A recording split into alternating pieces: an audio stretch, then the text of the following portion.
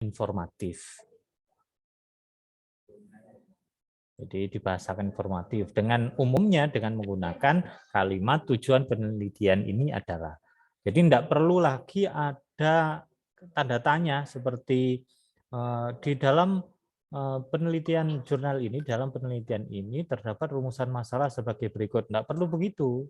Tidak boleh menyebutkan rumusan masalah seperti itu yang kemudian diakhiri dengan tanda tanya. Jadi cukup menunjukkan pada pernyataan bahwa tujuan penelitian ini, tujuan kajian ini, tujuan studi ini adalah untuk apa.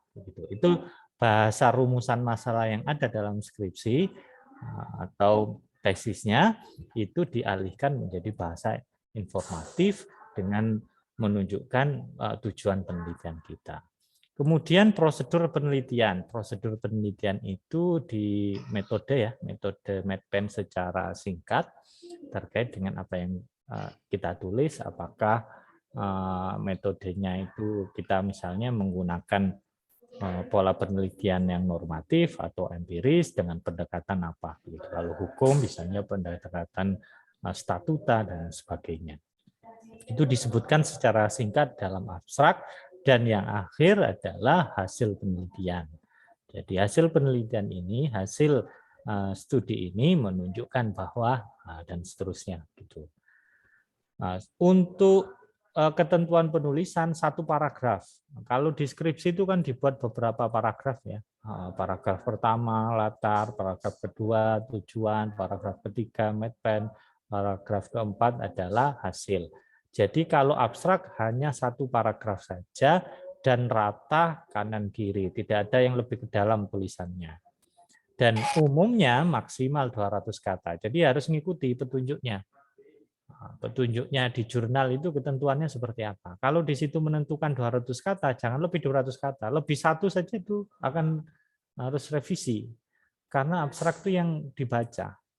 Dan jurnal akan dinilai utamanya lewat abstrak.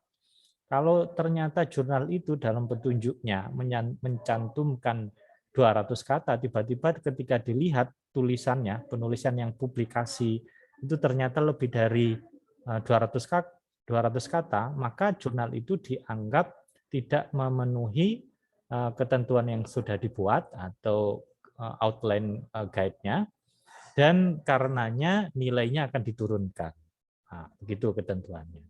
Dalam ketika kemudian mengajukan akreditasi akan ada penurunan nilai gara-gara jumlah katanya melebihi dari apa yang sudah dicantumkan dalam petunjuk penulisannya. Maka harus dilihat template-nya atau petunjuk penulisan dalam jurnal yang sudah yang ada. Kalau di jurnal mahasiswa di Fakultas Syariah ada Sakinah, atau jurnal yang untuk secara umum, baik mahasiswa atau dosen, bisa masuk ke Dejur atau yurisdiksi yang sudah bereputasi Sinta 2. Jadi harus mengikuti, kalau enggak, ya otomatis akan kemungkinan bisa jadi ditolak, bisa jadi revisi, tergantung nantinya dilihat dari isinya, nanti ketika dilihat oleh para editor seperti apa.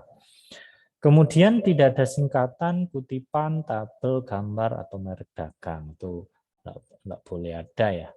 Jadi jangan menggunakan singkatan-singkatan, kutipan, tabel, karena itu hanya penjelasan secara utuh dari penelitian yang ada, jadi harus jelas. Kemudian umumnya ditulis dalam bahasa Indonesia maupun bahasa Inggris. Jurnal itu seperti itu. Jarang sekali yang menggunakan bahasa Arab. Kalau bahasa Inggris biasanya karena bahasa Inggris itu kan kosakatanya banyak, walaupun sebetulnya maknanya ya sama sedikit, tapi karena ada tambahan kayak artikel-artikel ya, artikel dalam bahasa, misalnya kayak of, the, a, dan sebagainya. Nah, itu biasanya ada ketentuan batas maksimum sampai 250 kata. Jadi kalau memang tidak memungkinkan untuk dibuat misalnya kita mencantumkan 4 poin latar, masalah tujuan penelitian, MEDPEN dan hasil itu dengan 200 kata, maka salah satu caranya adalah menghilangkan latarnya. Langsung penelitian ini bertujuan untuk apa, kemudian metodenya dan hasil penelitian menunjukkan bagaimana. Itu yang penting ya. Di abstrak yang paling dibaca, maka harus betul-betul mengikuti panduan. Kemudian kata atau istilah yang kata kunci di sini maksudnya ya. Kata kunci yang digunakan, ini ada kekurangan misalnya. Jadi kata kunci maksudnya itu digunakan untuk mempermudah penelusuran artikel. Jadi maknanya yang umum digunakan dan khas sesuai dengan variabel utamanya. Dan biasanya jurnal itu memuat kata kunci 3 sampai 5 kata saja. Di situ juga harus melihat ketentuan panduan. Kadang mahasiswa enggak melihat itu. Misalnya di situ ada ketentuan bahwasanya setiap kata dipisah dengan titik koma, kemudian hanya dipisah dengan koma. Itu menjadi salah. Jadi harus diperhatikan. Belakangnya ada titiknya, berarti harus dititik. Ketika sudah selesai, harus ditulis kecil misalnya, tidak ada huruf kapital di depan, maka harus mengikuti. Jadi karena juga akan berpengaruh kepada jurnal. Jadi kalau kalian tuh submit ke jurnal atau jurnalnya misalnya mahasiswa syariah ke jurnal orang lain gitu, bukan mahasiswa, bukan ke jurnal syariah, itu bisa ditolak gara-gara hal yang semacam itu.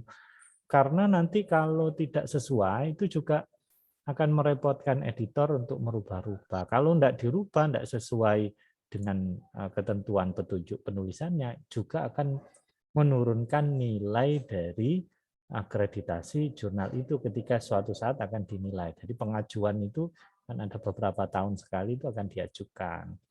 Jadi makanya harus memang sesuai dengan template kata kunci dan abstrak itu menjadi hal yang penting. Jadi tidak ada yang disepelekan gitu. Jadi asal nulis kata kunci saja gitu. Kemudian diutamakan ada di dalam judul walaupun atau bahasan ya. Meskipun tidak harus ya, tetapi diupayakan di salah satu variabel di judul itu dimasukkan.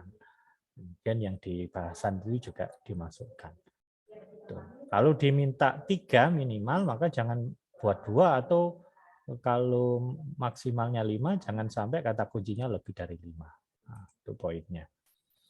Nah, selanjutnya terkait dengan pendahuluan. Pendahuluan itu adalah terkait dengan isi latar belakang, uraian permasalahan yang diteliti, yang biasanya dijelaskan dengan apa sih yang akan diteliti itu, tujuan penelitian itu apa, itu disinggung juga di situ. Kemudian status ilmiah yang disertai dengan acuan, baik data dan referensi terkait yang mendasari penelitian tersebut. Kemudian adalah pernyataan umum terkait dengan pernyataan umum yang sudah diketahui oleh khalayak ramai dan orang sudah paham, tidak perlu ada sumber ya, referensi. Kemudian wawasan rencana pemecahan masalah. Jadi ketika kita itu ada mengetengahkan terkait dengan permasalahan, juga diharapkan juga memberikan tawaran solusi terkait dengan pemecahan masalah yang akan dilakukan. Kemudian ada tujuan penelitian sebagaimana saya sampaikan sebelumnya. Rumusan tujuan penelitian bukan rumusan masalah yang menggunakan kata tanya, tetapi dibuat bahasa informatif, bahasa berita ya bahasanya. Kemudian mencantumkan literatur review atau kajian terdahulu, penelitian terdahulu dari jurnal ya, 5 tahun terakhir, jangan lebih dari itu, karena menunjukkan keterbaruan dari penelitian adalah membedakan penelitian kita dengan penelitian-penelitian terbaru yang sudah dimuat dalam artikel jurnal pada 5 tahun terakhir. Kemudian dijelaskan juga di pendahuluan itu metode yang digunakan dan prosedurnya. Nah, jurnal-jurnal itu berbeda dalam terkait dengan metode. Ada yang memisahkan, ada pisah metodenya, ada yang dijadikan satu masuk dalam masuk dalam pendahuluan. Kalau di syariah, jadi itu umumnya itu dijadikan satu di pendahuluan, ya. Tidak dipisah dengan subbab lagi, yang menyatakan terkait metode. Cukup dijelaskan di pendahuluan itu. Oke, lanjut terkait dengan hasil dan pembahasan. Jadi nanti bab selanjutnya anatomi dari jurnal, tadi kan ada abstrak, kata kunci, pendahuluan, dan selanjutnya adalah hasil dan pembahasan. Hasil dan pembahasan itu adalah uraian mengenai hasil dan analisis pembahasan ya, yang sudah dibuat dalam artikelnya itu. Biasanya itu kalau di skripsi itu kan masuk pada sedikit teori yang sudah disampaikan di bab 3 ya, dan analisisnya di bab 4 itu disampaikan di sini. Jadi tentang hasil dan pembahasan ini adalah bagian utama artikel. Jadi diperjelas dengan ilustrasi, kalau ada tabel ya tabel dimasukkan, jadi gambar dimasukkan gitu. Kalau itu gambar maka disebutkan juga sumbernya dari mana. Gitu ya. Kalau itu gambar dari milik orang lain bukan karya sendiri, maka harus disebutkan itu merujuk pada source-nya ya, sumbernya dari mana itu disampaikan. Kalau di abstrak tadi tidak boleh ada tabel gambar. Jadi kalau di sini bab ini barulah dimunculkan kalau memang ada tabel dan gambar yang diperlukan untuk mendukung data-data dan analisis kita. Jadi data dan ilustrasi itu harus ditafsirkan, dijelaskan dengan uraian yang memperhatikan masalah-masalah terkait yang kita bahas. Jadi kan kalau di skripsi ada rumusan masalah, kalau di jurnal ada tujuan penelitian, maka ilustrasi tersebut harus ada korelasinya dengan tujuan penelitian yang kita buat. Jangan sampai jauh berbeda dan tidak ada hubungannya. Karena itu akan dianggap tulisan yang siluman ya, tiba-tiba muncul begitu saja.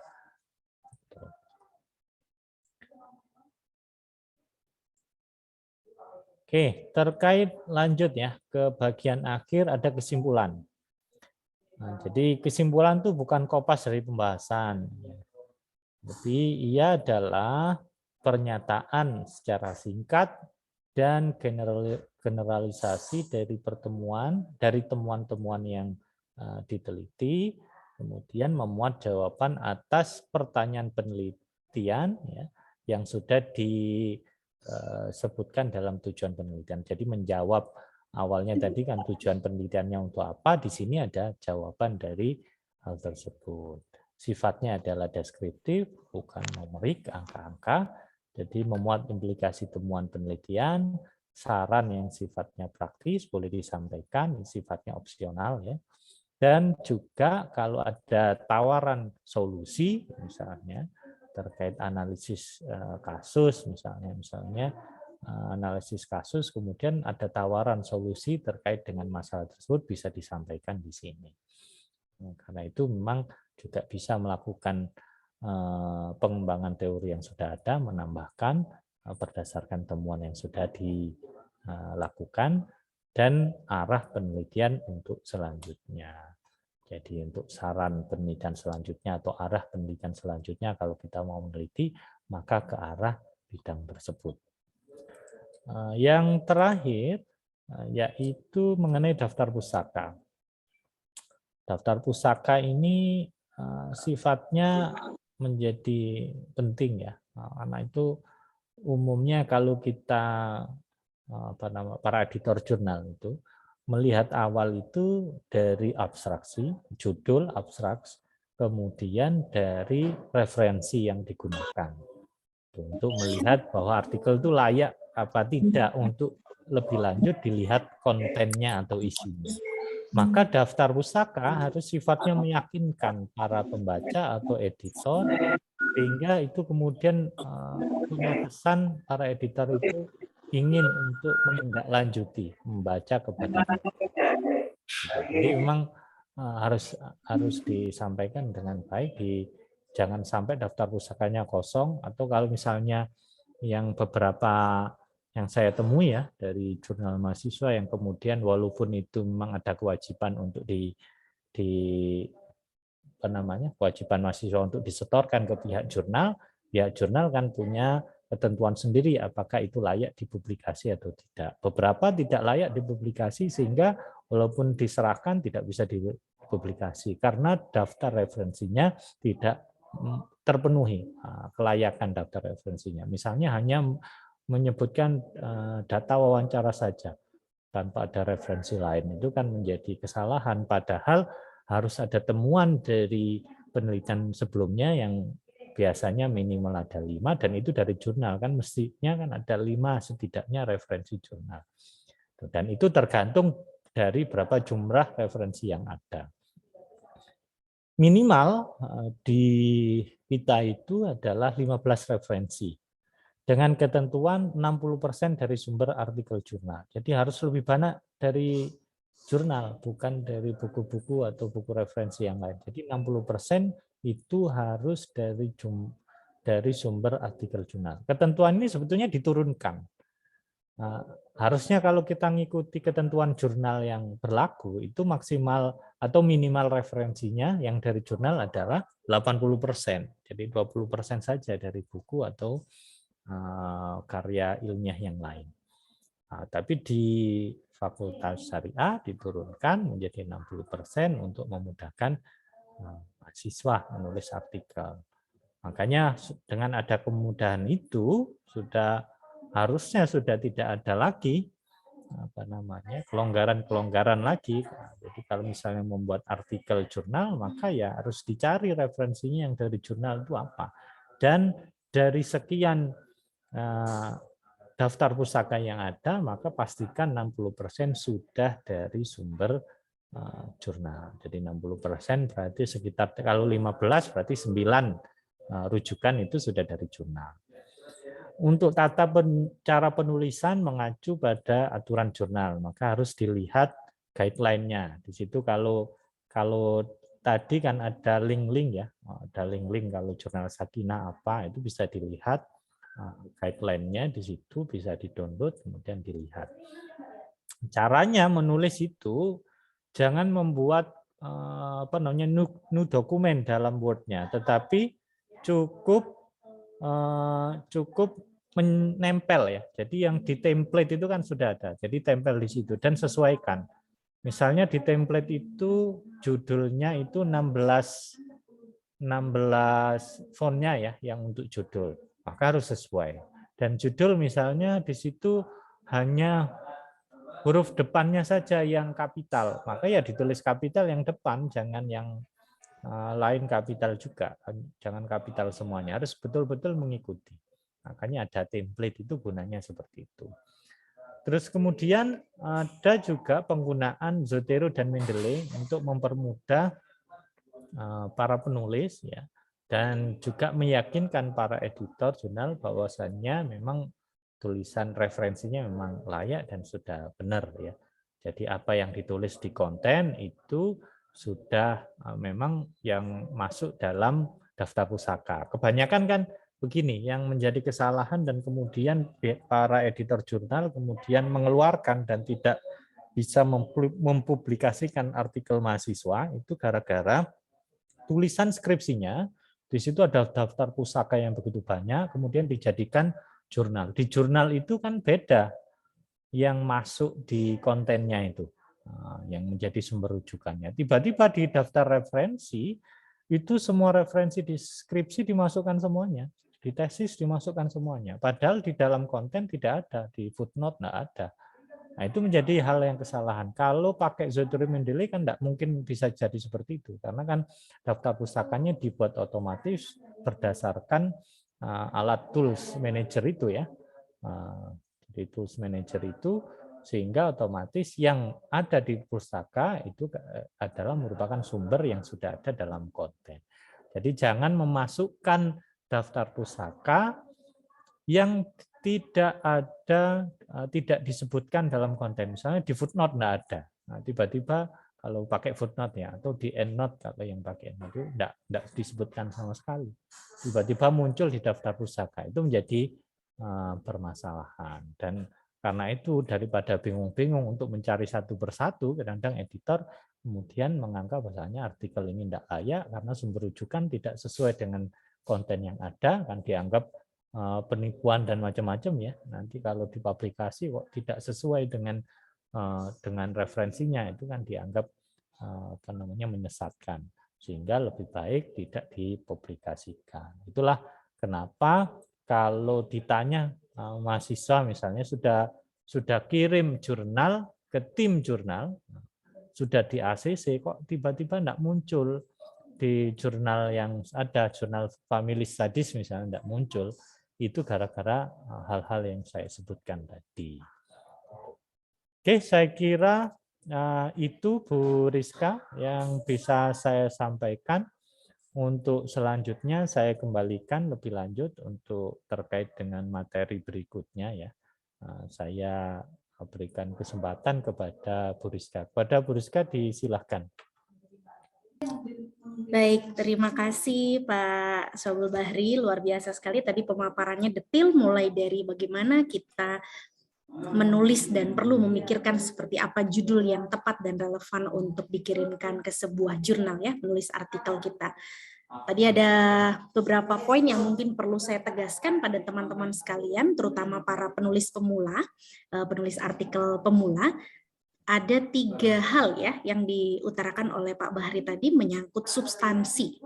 Substansi, kemudian sistematika penulisan, tadi yang disebut dengan anatomi, dan yang terakhir ada aspek bahasa. Nah, yang pertama kalau bicara soal substansi, tadi disebut-sebut urusan novelty, ya, aspek kebaruan yang menunjukkan distingsi dari penelitian yang ditulis oleh teman-teman sekalian dengan penelitian-penelitian terdahulu. Kemudian ini tak lupa juga yang perlu diperhatikan teman-teman, nanti mungkin akan saya sampaikan sedikit sebelum kita praktik ya, bagaimana caranya submit ke OJS 3 begitu. Kalau teman-teman mau memilih untuk melakukan submit atau mengirim naskah ke jurnal tertentu, ada hal yang berkaitan dengan aspek substansial yang perlu diperhatikan. Salah satunya adalah fokus and scope. Nah, jadi jurnal ini walaupun misalnya berkaitan dengan hukum ekonomi syariah misalnya, tetapi fokus dan skupnya memang khusus untuk perbankan syariah saja, maka jelas nanti artikel yang judulnya di luar dari itu atau temanya di luar dari itu tidak akan diterima. Nah, itu perlu teman-teman perhatikan. Kemudian tadi di substansi juga sangat ditekankan oleh Pak Bahri tentang kemutahiran. Kemutahiran itu keaktualan tidak hanya berkaitan dengan topik, tetapi juga referensi. Maka disebut tadi sekian tahun terakhir itu bisa digunakan. Nah, kemudian sistematika. Ini yang tak kalah penting. Tadi sudah disinggung juga oleh Pak Bahri, teman-teman sekalian, ketika mengirimkan naskah ke jurnal, ada hal yang perlu diperhatikan. Ini Bu Rizka waktu masih jadi penulis pemula dulu, mengirimkan ke jurnal, juga sempat melewatkan masalah template jurnal. Nah, jadi setiap jurnal itu pasti sudah menyediakan template. Template itu seperti master. Seperti apa sih bentuknya artikel ilmiah yang akan diterima oleh jurnal ini. Jadi ibaratnya ada aturan khusus ya. Kita kalau datang ke upacara harus pakai dasi, pakai topi. Berarti kalau tidak pakai dasi, pakai topi pasti akan dikeluarkan dari lokasi upacara karena tidak sesuai dengan aturannya. Nah, template ini menjadi aturan spesifik yang diberikan oleh jurnal tertentu. Bisa jadi jurnal 1, 2, 3 akan punya template yang berbeda walaupun perbedaannya tidak signifikan. Kemudian masalah anatomi yang lain berkaitan dengan kelengkapan sistematika ya di dalam jurnal tadi ada judul, kemudian nama penulis dan seterusnya. Dan yang terakhir tadi sempat disinggung juga aspek bahasa. Nah, jadi teman-teman kohesi, koherensi di dalam paparan informasi yang teman-teman tulis di sebuah artikel jurnal itu perlu diperhatikan. Jangan sampai melompat-lompat kata Pak Bahri tadi ya. Karena kita sedang tidak di kandang kelinci ini untuk melihat tulisan yang melompat-lompat informasinya atau idenya. Nah, ini juga berkaitan dengan pilihan kata, kemudian tata bahasa, kalimat efektif, sudut pandang kepenulisan. Nah, biasanya teman-teman di dalam artikel ilmiah itu akan lebih banyak muncul kalimat-kalimat pasif ya dibandingkan kalimat aktif untuk menunjukkan objektivitas dalam kepenulisan. Menghindari kata kita, kami, saya dan seterusnya itu juga penting sebagai upaya untuk menghindari subjektivitas di dalam pembahasan. Oke, baik teman-teman sekalian, tadi juga sempat disinggung masalah Mendeley dan Zotero ya oleh Pak Bahri. Ini juga menjadi tips yang khusus untuk teman-teman sekalian ketika mau menembus jurnal tertentu. Hal yang perlu diperhatikan kadang-kadang pengelola jurnal sudah mencantumkan di situ bahwa artikel yang dikirimkan ke jurnal tersebut harus diproses sitasinya, kemudian penulisan referensinya menggunakan Mendeley atau Zotero. Maka silakan teman-teman bisa mengikuti itu kalau memang ingin naskahnya diterima oleh para reviewer dan editor di jurnal tersebut. Begitu ya, selain tadi masalah substansial berkaitan dengan fokus and scope. Baik, nanti mungkin sesi tanya jawab setelah saya menyampaikan materi praktis ya mengenai bagaimana sih caranya submit ke jurnal ilmiah khususnya yang OJS 3.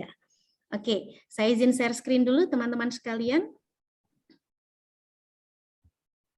Bagi teman-teman yang mungkin mau ikut mencoba, silahkan bisa langsung ikut mencoba untuk submit ke jurnal tertentu kalau punya naskah artikel begitu ya. Kalau tidak ya mungkin bisa mencoba tapi tidak sampai ke tahap submit beneran. Oke, teman-teman sekalian, di Fakultas Syariah ada 4 jurnal prodi yang sudah OJS ya. Salah satunya adalah Jurnal Islamic Business Law. Ini milik teman-teman dari prodi Hukum Ekonomi Syariah yang menampung hasil-hasil penelitian bidang hukum ekonomi syariah. Oke, kita akan coba buka Jurnal Islamic Business Law. Baik, teman-teman sekalian, ini adalah bagian awal atau halaman depan dari Journal of Islamic Business Law. Teman-teman ketika membuka atau mengecek jurnal-jurnal yang lain, itu akan muncul halaman awal seperti ini. Dan apa yang perlu dilakukan sebelum submit atau mengirimkan naskah teman-teman sekalian, ini ada hal yang perlu dibaca dulu, about, tentang jurnalnya. Focus and scope, kita akan coba cek focus and scope-nya.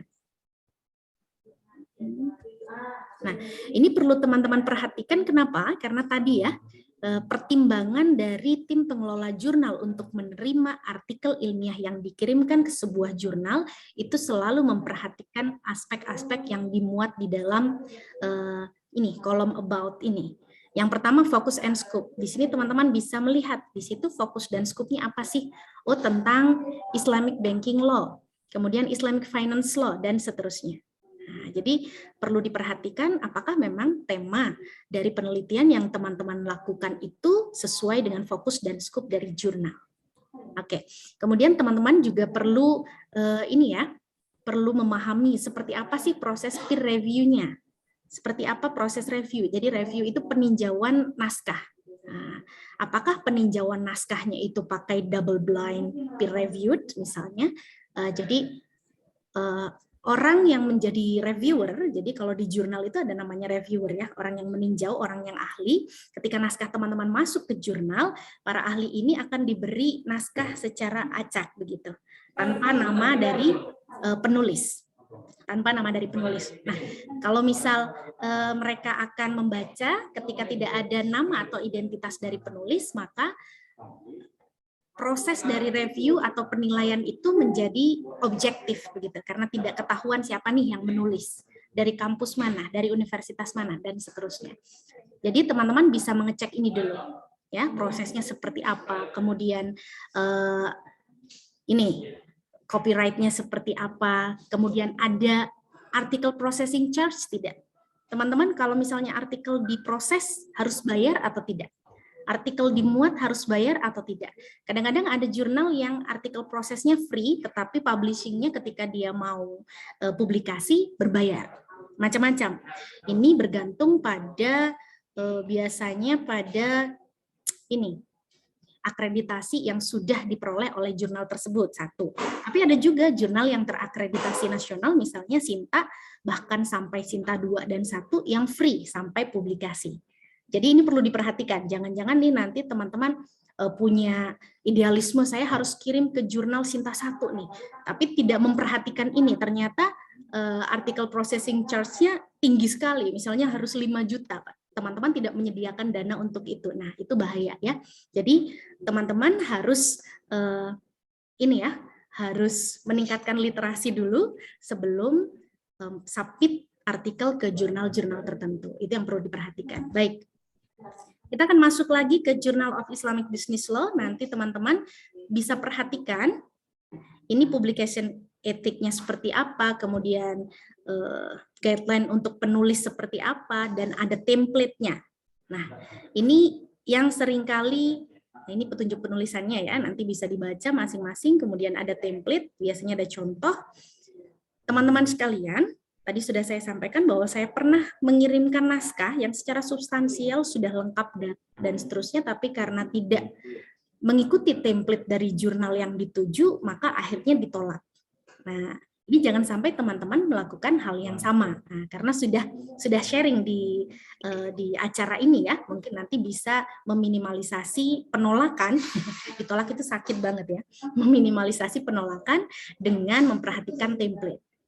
Tadi sudah dijelaskan secara spesifik template dari jurnal di Fakultas Syariah oleh Pak Bahri ya.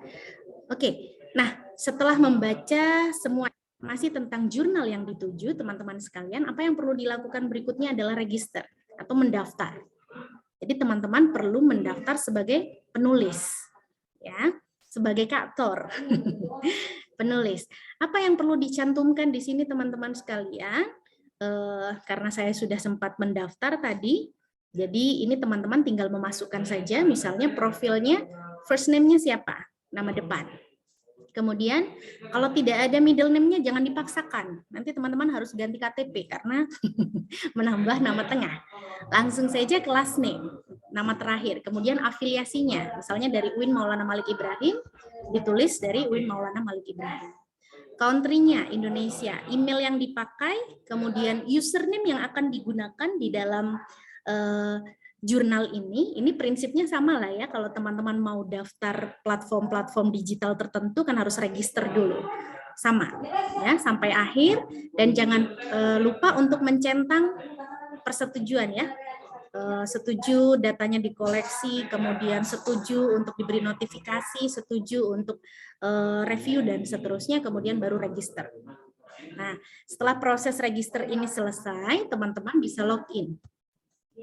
Ya, mungkin ini agak sedikit kompleks kalau dibandingkan dengan proses yang selama ini dilakukan oleh kakak-kakak tingkat kalian di Fakultas Syariah yang sudah tinggal langsung menghubungi dosen pembimbing yang bersangkutan kemudian melakukan bimbingan penulisan artikel jurnal. Ini adalah salah satu langkah untuk belajar menjadi penulis yang profesional ya, penulis karya ilmiah yang profesional, khususnya ketika teman-teman akan melakukan submit. Baik, ini saya pakai username fake name ya, nama palsu. Jadi passwordnya saya masukkan dulu. Teman-teman biasanya password untuk register di jurnal-jurnal tertentu itu ada aturannya dan harus diperhatikan. Kalau memang tidak boleh pakai huruf kapital, berarti tidak perlu pakai huruf kapital, gitu ya. Kalau tidak boleh pakai angka ya sudah diikuti sesuai dengan aturan dari jurnal tersebut. Ini saya mohon maaf ya kalau agak berisik karena di sini saya tidak menggunakan headset. Oke, kita akan login.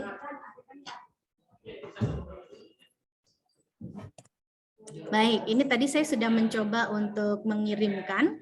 Saya hapus dulu submission-nya karena tidak selesai begitu ya.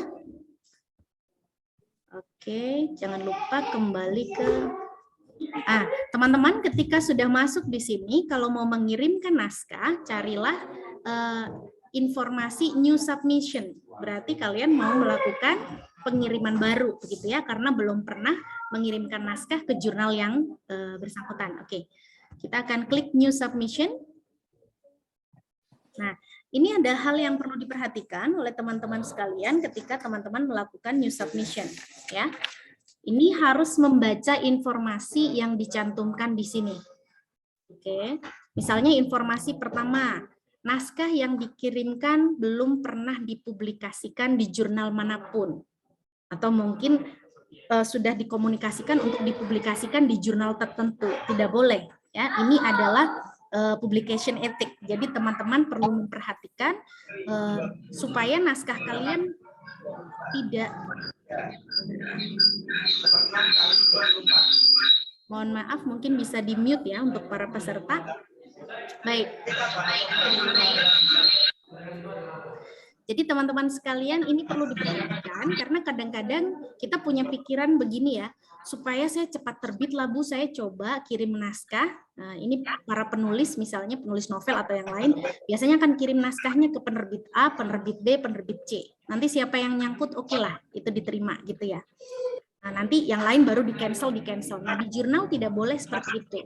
Jadi kalau teman-teman submit ke satu jurnal, berarti ya sudah tidak boleh pindah ke lain hati.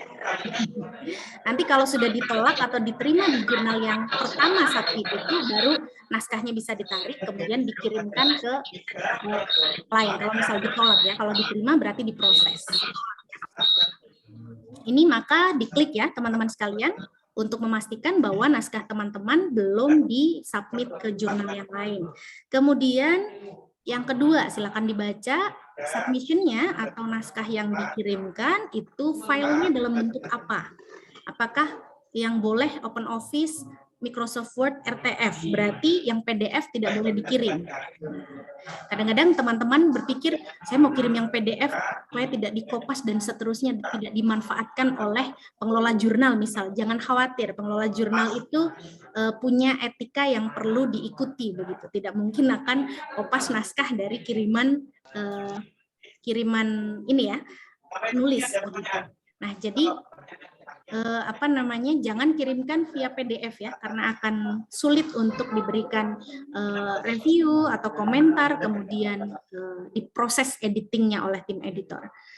Baik, kemudian yang berikutnya perhatikan teman-teman, URL referensi ya disediakan jika ada. Ini fungsinya bisa untuk meng-cross-check seperti apa referensinya sudah sesuai atau belum oleh tim editor dan seterusnya. Kemudian ini aspek teknisnya, jadi pastikan bahwa spasinya satu, kemudian menggunakan font mungkin Times New Roman atau yang lain, aturannya beda-beda ya. Nah, kemudian yang terakhir ada ini. Oke. Teksnya harus sesuai dengan guideline, outdoor guideline dan seterusnya. Jadi ini diperhatikan kalau sudah dibaca centang. Kadang-kadang teman-teman untuk pelatihan jurnal artikel. Ya, sebentar ya, saya mute dulu. Baik, kadang-kadang teman-teman ketika mendaftar ke platform tertentu digital itu aturan-aturan seperti ini diabaikan begitu. Yang penting centang next gitu ya. Padahal teman-teman apalagi yang fakultas syariah, itu kan fakultas hukum, harus seharusnya memahami apa sih konsekuensi logis yang akan teman-teman dapatkan ketika teman-teman mencentang ini, mencentang itu dan seterusnya. Jadi harus diperhatikan. Kalau sudah ini diisi, kemudian silahkan klik yes I agree to have my data collected and stored according bla bla bla dan seterusnya. Berarti teman-teman sudah setuju dengan, ibaratnya ini kalau orang hukum kontraknya ya.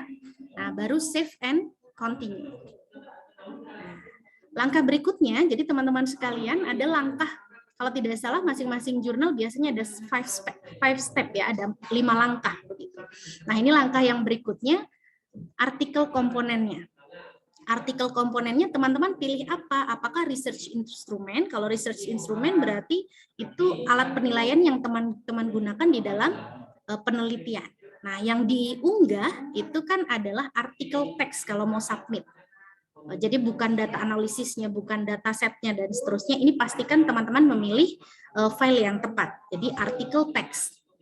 Kemudian file yang dikirim silahkan bisa di drag and drop.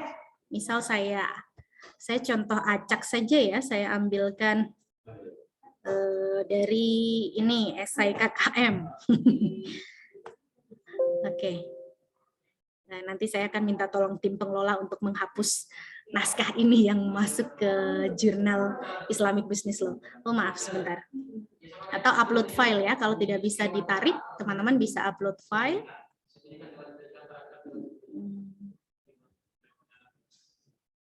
Akan diproses seperti ini. Kalau sudah masuk dan centang hijau, teman-teman bisa continue. Oke, continue lagi untuk memastikan ini ya bahwa betul filenya itu. Dan yang terakhir komplit ya. Jangan lupa sampai tahap komplit, berarti filenya sudah terupload. Nah, tapi proses ini belum selesai teman-teman sekalian. Jadi harus ada proses berikutnya yang perlu teman-teman lakukan. Jadi kalau masih seperti ini masih setengah perjalanan. Ya, silahkan tancap gas lagi. Nah, disinilah teman-teman harus mencantumkan metadata dari penelitian atau dari artikel ilmiah yang sudah teman-teman tulis. Apa saja sih metadata itu, Bu? Ya, informasi yang ada di sini. Mulai dari misalnya kalau prefix diabaikan saja, ini titelnya apa, judulnya apa. Misalnya saya acak saja lah ya, praktik murabaha di Bank Rakyat Indonesia, anggap saya sudah kopas dari judul naskah yang saya kirim tadi. Kemudian jangan lupa subtitlenya ini bisa diabaikan, langsung ke judul utama saja, abstraknya. Nah, tadi Pak Bahri sudah menyebutkan bahwa abstrak itu terdiri atas maksimal 200 kata, ada jurnal yang juga bahkan mencantumkan maksimal 150 kata, ini macam-macam. Silakan teman-teman memperhatikan template-nya.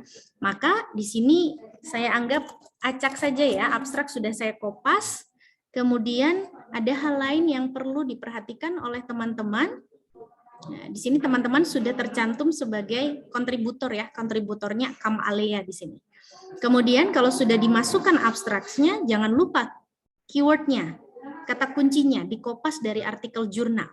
Kata kuncinya apa saja disebutkan begitu, kemudian save and continue. Nah, ya, finish submission. Jadi your submission has been uploaded and ready to be sent. Jadi sudah siap untuk dikirimkan, sudah diupload. Tinggal finish submission. Ini step terakhir ya. Oke, kita akan submit. Nah, kalau sudah step terakhir ini diselesaikan begitu ya, teman-teman selanjutnya misalnya mau melihat mereview submission-nya di sini. Jadi kalau sudah dilihat ada, submission-nya ada filenya. Nanti akan proses dari submission kalian atau naskah kalian ini akan terlihat apakah sudah di tahap review, apakah sudah di tahap copy editing, apakah sudah di tahap production. Nah, baik, itu mungkin dari saya untuk masalah. Semoga bisa diikuti ya, ini step-stepnya dari awal sampai akhir, jadi jangan sampai teman-teman ketika melakukan submission atau ketika melakukan pengiriman naskah artikel jurnal kalian itu hanya sampai di pertengahan tahapan, jadi tidak sampai di tahap akhir. Itu otomatis akan bahaya ya. Bahayanya apa? Karena naskah kalian menggantung tidak sampai ke tim pengelola jurnal, sehingga tidak bisa dieksekusi. Baik, itu saja mungkin dari saya, teman-teman sekalian, berkaitan dengan step by step atau langkah-langkah untuk submit artikel ke jurnal ilmiah. Baik, kita sudah sampai pada sesi akhir dari materi, teman-teman sekalian. Berikutnya saya akan buka sesi tanya jawab, baik untuk Pak Bahri maupun saya, berkaitan dengan aspek substansial, kemudian penulisan sistematika dan lain sebagainya, dan aspek ini ya, aspek praktis untuk submit artikel jurnal. Silakan teman-teman sekalian, barangkali ada yang ingin ditanyakan, boleh merespons, boleh curhat, misalnya teman-teman pernah melakukan submit ke jurnal tertentu dan ditolak, boleh, silakan, atau diterima dan seterusnya. Bisa berbagi informasi, misalnya, Bu, saya sudah pernah submit ke jurnal Sinta 2, mungkin bisa berbagi pengalaman dengan teman-teman yang lain yang sudah hadir di sini. Silakan bisa langsung raise hand untuk yang mau merespons, bertanya.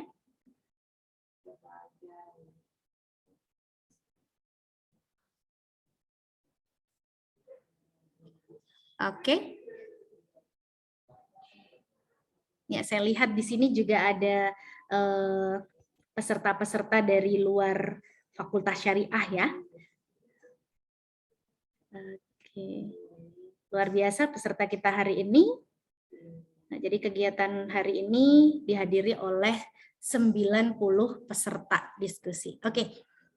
Silakan, barangkali ada yang mau bertanya atau sudah sangat jelas nih, karena Pak Bahri tadi penjelasannya sangat rigid sekali, sangat spesifik dan mudah dipahami saya rasa. Oke, ada Mbak Yuniar Ika. Silakan Mbak Yuniar. Saya izin bertanya langsung ya, Bu. Boleh. Bentar nih. Assalamualaikum warahmatullahi wabarakatuh. Waalaikumsalam warahmatullahi wabarakatuh. Nah, perkenalkan saya Yuniar Ika dari jurusan Hukum Ekonomi Syariah. Izin bertanya, Bu. Saya ada 2 pertanyaan ya, Bu. Pertanyaan yang pertama itu, sebagai mahasiswa akhir, kalau setelah ujian skripsi itu wajib untuk mengupload artikel jurnal. Nah, itu diuploadnya apakah harus di juridikti atau boleh di jurnal lainnya? Nah, kemudian kalau misalkan saya ingin menulis jurnal lagi dengan pembahasan yang lain yang tidak seperti skripsi saya, itu apakah boleh ya, Bu? Kemudian untuk membangkitkan semangat teman-teman juga, benefit apa sih, Bu, ketika kita telah berhasil untuk mengupload jurnal gitu? Mungkin itu pertanyaan dari saya, Bu. Terima kasih. Baik, ini pertanyaannya luar biasa sekali ya. Mulai dari curhatan tentang bagaimana sih caranya mahasiswa untuk upload artikel, apakah harus di jurisdiksi atau di jurnal yang lain begitu. Kemudian misalnya saya mau tulis jurnal yang lain, boleh nggak, Bu? Dan yang terakhir, benefit apa? Nah, ini pertanyaan yang paling ditunggu-tunggu biasanya oleh mahasiswa jawabannya ya. Baik, mungkin untuk yang pertama Pak Bahri bisa merespons dulu. Pak Bahri, silakan. Terima kasih Bu Rizka yang memberikan kesempatan waktu kepada saya untuk merespon pertanyaan dari peserta.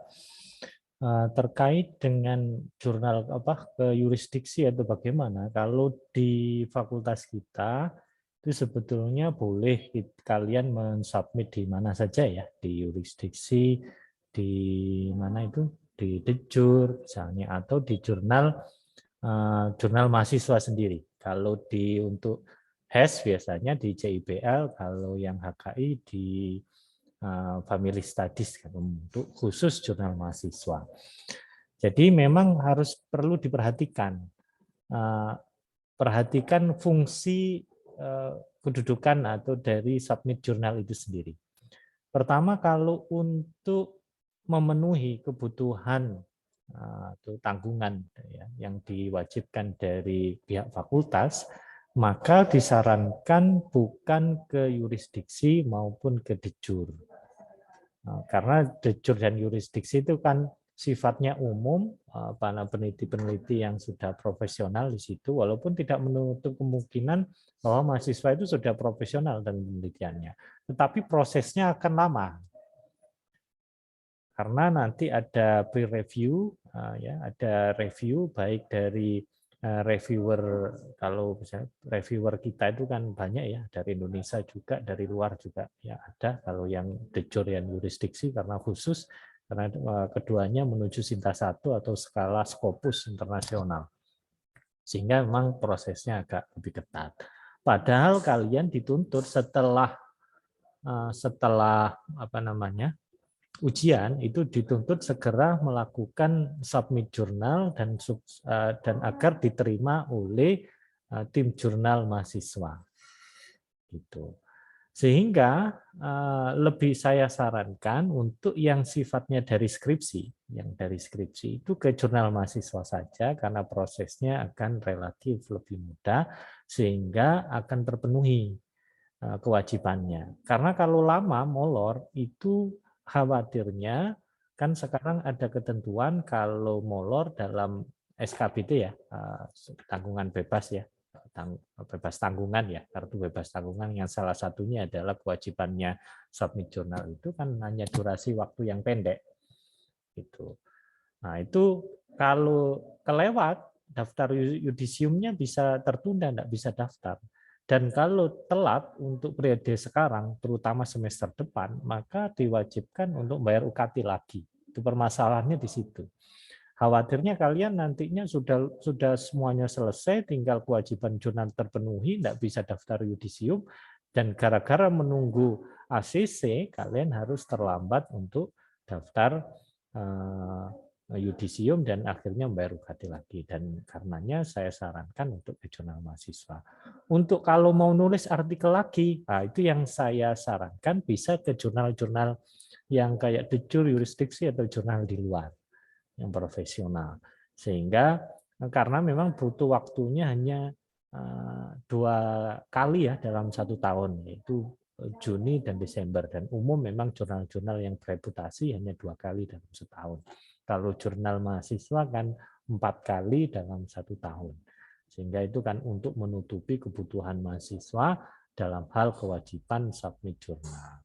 Itu terkait masalah benefit yang didapat, tentunya pertama keilmuan kita itu tersebar, sehingga ada jihad sendiri bagi kita untuk menyebarkan ilmu pengetahuan, dan otomatis kalau kita sebagai orang Islam misalnya, kita akan mendapatkan pahala dari penyebaran ilmu yang luas karena dibaca orang dan diambil manfaatnya oleh orang lain. Itu yang pertama. Dari segi finansial, kalau di jurnal-jurnal yang biasanya berbasis free charge dan sebagainya, memang kita tidak dapat ya, tidak dapat utamanya dari mahasiswa, kecuali yang sifatnya call paper, karena di situ ada apa namanya, semacam kompetisi, siapa yang diterbit nanti bisa mendapatkan reward di situ. Dan beberapa ada mahasiswa yang sebelumnya, yang mahasiswa dari kita sudah lulus, dia masuk ke S2, kemudian bisa terbit di Sinta 2 di JUR, dan dia masuk peringkat 1 dan akhirnya mendapatkan finansial, maksudnya bantuan finansial, karena rewardnya itu mendapatkan 1,5 juta. Gitu, ada yang 1 juta untuk tergantung peringkatnya. Jadi kalau sifatnya call paper bisa mendapatkan apa namanya, reward berupa finansial tersebut. Tapi memang yang utama bukan itu ya. Yang utama bukan finansial, meskipun itu beberapa mahasiswa juga banyak yang mencari itu. Makanya memang disarankan tidak hanya mulai semester akhir bagi mahasiswa itu untuk memberikan kontribusi terhadap keilmuan dengan meneliti dan mempubliskan hasil telitiannya dalam jurnal, tetapi mulai semester awal harus juga dilatih. Gitu. Sehingga nanti kalau ada yang terbit di Sinta 2, dan itu akan memudahkan bagi kalian, yaitu pertama akan bebas ujian akhir, yaitu ujian skripsi itu sudah tidak perlu lagi, dan itu sudah disampaikan oleh dekan kita, tidak perlu. Jadi cukup hanya membuat saja, dan membuatnya kan sudah bisa diambil dari jurnal yang sudah dibuat itu kan, tinggal dibentuk dalam pola skripsi itu, sehingga akan lebih mudah tanpa perlu ujian lagi karena sudah submit dan terpublikasi di jurnal Sinta 2. Gitu. Karena jurnal Sinta 2 berarti kalau sudah terbit berarti ya itu sudah profesional sebagai seorang peneliti, gitu ya. Apalagi kalau Sinta 1 sudah luar biasa itu. Jadi beberapa mahasiswa memang ada, utamanya yang kolaborasi dengan dosennya. Makanya jika apa namanya, jangan lewatkan kesempatan. Jadi untuk menuliskan, kalau misalnya ada kesulitan bisa tanya kepada dosennya untuk menjadi pembimbingnya dalam membantu penelitiannya. Jadi nanti yang kalian sebagai penulis utama pokoknya sebagai penulis utama ya di Sinta 2 misalnya, itu sudah bisa bebas ujian skripsi. Saya kira itu. Untuk yang lainnya bisa ditambahkan ya dari Bu Rizka. Baik, saya rasa sudah sangat sudah sangat kompleks penjelasannya, sudah sangat rinci, jelas. Mungkin Mbak Yuniar sudah bisa mendapatkan jawaban yang lengkap atas pertanyaan tadi. Tapi sebenarnya mungkin bisa saya tambahkan informasi untuk Mbak Yuniar dan teman-teman yang lain ya. Teman-teman, satu skripsi itu sebenarnya bisa loh dipecah menjadi beberapa artikel jurnal. Nah, ini kadang-kadang teman-teman fokusnya atau berpikirnya satu skripsi itu bakal jadi satu artikel jurnal. Padahal kalau rumusan masalah teman-teman kompleks misalnya ya, ada beberapa itu bisa dipaparkan dalam beberapa artikel jurnal. Nah, seperti itu. Sehingga tidak hanya misalnya ya, kalau Mbak Yuniar sudah selesai, skripsinya rampung, kemudian dikirimkan ke jurnal Islamic Business Law begitu ya. Salah satu rumusan masalah atau 2 rumusan masalah itu dipecah menjadi satu artikel. Kemudian rumusan masalah 3, 4, 5 misalnya dipecah menjadi artikel yang lain. Itu bisa dikirimkan ke jurnal yang kata Pak Bari tadi, jurnal profesional gitu ya, yang terakreditasi. Bisa. Nah, kemudian kalau selain ini teman-teman pasti kalau benefitnya cuan itu motivasinya luar biasa ya. Tadi Pak Bahri katakan bahwa ada call for paper, ada mekanisme seperti itu ketika naskahnya terpilih maka akan diberi cuan. Tapi ada benefit lain yang teman-teman juga perlu perhatikan begitu. Ketika kita mengirimkan naskah artikel ke jurnal ilmiah, kemudian mendapat balikan dari reviewer, mendapat balikan dari editor, itu kita bisa tahu apa sih plus minusnya dari naskah yang sudah kita tulis. Apakah secara substansial minus ataukah secara bahasa yang minus. Sehingga bisa melakukan ini ya, autokritik terhadap diri sendiri. Oh, ternyata kurangnya ini. Kalau selama ini mungkin deskripsi hanya berinteraksi dengan dosen-dosen kalian saja, ini kan interaksinya dengan pihak pengelola jurnal yang profesional misalnya. Maka kalau ditolak jangan sakit hati, senanglah karena kalian dapat formula-formula baru untuk memperbaiki ini ya, naskah kalian supaya lebih bagus. Mungkin itu benefit tambahannya ya dari saya. Baik, mungkin ada balikan dari Mbak Yuniar. Baik Bu, terima kasih untuk jawabannya. Nah, kalau untuk yang jurnal mahasiswa ini yang katanya Pak Syahbul tadi biar kita juga cepat lulus gitu Bu. Nah, itu apa aja ya Bu ya jurnal mahasiswanya? Nanti kita diarahkan oleh pembimbing atau kita cari sendiri ya? Oke, mungkin saya yang sampaikan jawabannya ya Pak Sabul. Jadi teman-teman di Fakultas Syariah itu memang sudah ada jurnal khusus, saya katakan tadi 4 jurnal ya. Di Hukum Keluarga Islam, teman-teman dari HKI bisa mengirimkan ke jurnal Family Studies atau Sakinah, Pak Bahri? Namanya. Nah, di Sakinah. Ya, ke Family jurnal. Studies itu Sakinah, sama. Sama. Oke, karena saya bukan pengelolanya Sakinah, jadi saya kurang paham. Oke, Sakinah. Kemudian ada jurnal Masahif untuk teman-teman yang di ilmu Al-Quran dan tafsir. Ada Islamic Business Law untuk teman-teman yang di hukum ekonomi syariah, dan yang di HTN ada Al-Balagh.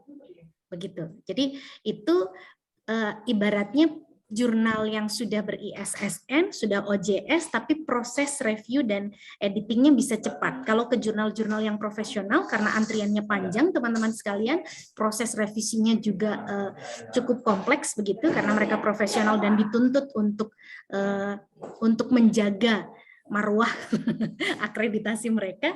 Jadi prosesnya panjang, sehingga mungkin nanti akan menyulitkan teman-teman ketika mengurus proses yudisium ataupun wisuda. Maka teman-teman diarahkan ke 4 jurnal ini. Tapi tidak menutup kemungkinan bahkan sebelum skripsi teman-teman misalnya sudah punya proyeksi jurnal tertentu. Karena kalau bercermin dari pengalaman akhir-akhir ini, kemarin sempat teman-teman dari ilmu Al-Quran dan tafsir kalau tidak salah ya Pak Bahri sudah tembus di Sinta 2 sejak mereka masih menempuh mata kuliah tertentu. Bahkan belum skripsi sudah bisa menembus Sinta 2 gitu. Nah, nanti ya bergantung teman-teman seperti apa usahanya, effortnya ya, mau yang ideal atau mau yang cepat, seperti itu. Kalau saya sih jadi mahasiswa, mungkin untuk yang cepat saya akan kirimkan naskah ke jurnal yang disediakan oleh prodi, kemudian idealnya nanti saya akan kembangkan penelitian dan kirimkan ke jurnal yang profesional, seperti itu, yang terakreditasi. Begitu ya Mbak Yuniar. Ya Bu, baik. Sudah sangat paham dan terima kasih untuk jawabannya. Oke, sama-sama. Baik, semoga bisa segera rampung ya kuliahnya. Teman-teman yang lain barangkali ada pertanyaan? Senyampang Pak Bahri di sini bisa kita manfaatkan untuk menjawab segala problematika kalian di bidang penulisan artikel jurnal. Yuk, silakan.